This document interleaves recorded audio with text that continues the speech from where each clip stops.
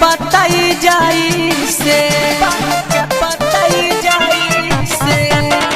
कमे जग के बारे हमारा सुघर सजनावा रे सुघर सजनावा पान के बताई जाई से त जाई कॉलेजिया बोलमुआ प गवानवा कैसे त जाई कॉलेजिया बोलमुआ प गवानवा कैसे।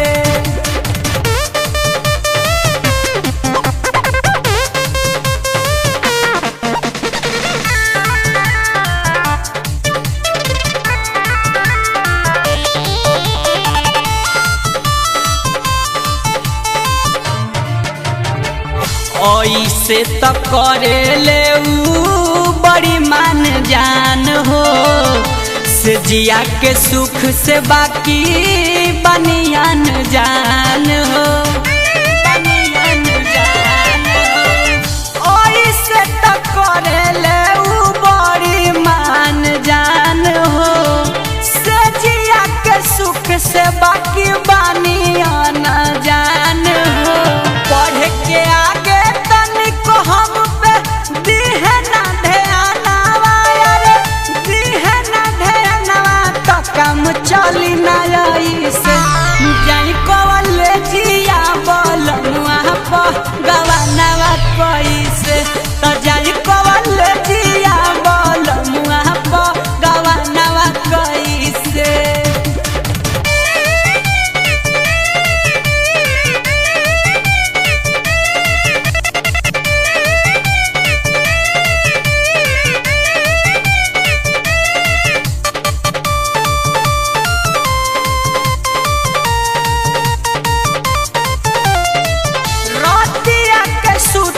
छतिया साथ के किताब हो बलम जिनितेश के ना कोनो बजाबाब हो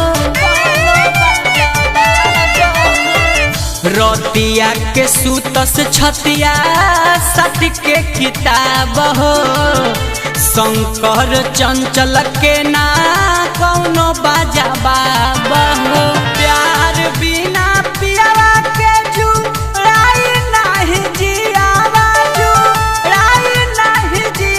ना रही दौलत पैसे।